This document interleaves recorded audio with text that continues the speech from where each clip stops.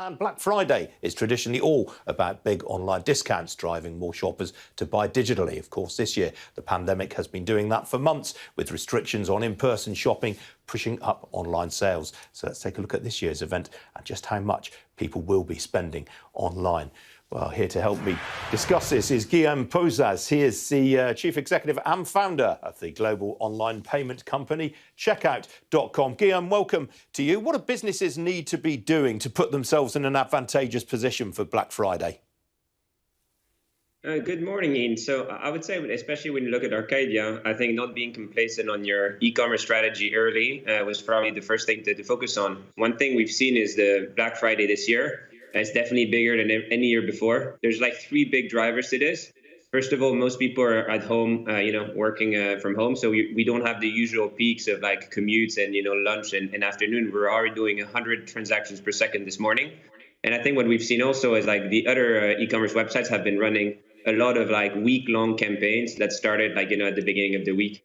So I think like, taking the e-commerce is only going into one direction, which is more transactions. How does the event vary from around the world?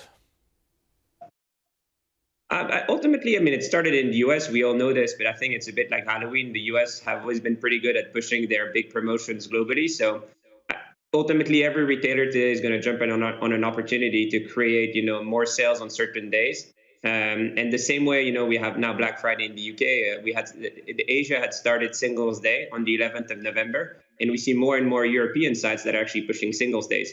So I think it's just an opportunity. It's a marketing opportunity to push more sales for retailers globally. Now, obviously, with the shift to online, does that mean that the velocity of transactions has stepped up? Are you finding yourself busier than ever?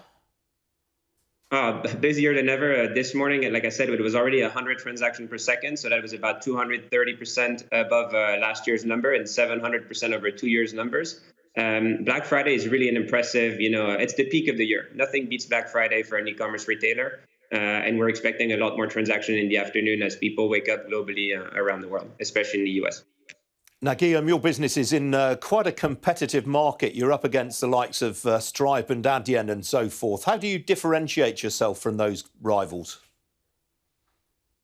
I think first, we're born competitors. So I think like we have really no issues there with the competition. The other thing I would say is that the space of e-commerce is big enough, globally. We serve brands like Farfetch, Klarna, Heels in the UK, Select Specs also in the UK. And I think the idea is that financial services are all about performance and, technology. We've built our technology from the ground up. It's a global business. And I think there is definitely enough transactions all around the world for multiple service providers. I think most businesses have two big corporate banks usually to support them. So why would you have a single payment service provider? Now, you've just completed a funding round that valued your business at $5.5 billion US. Is an IPO at all imminent?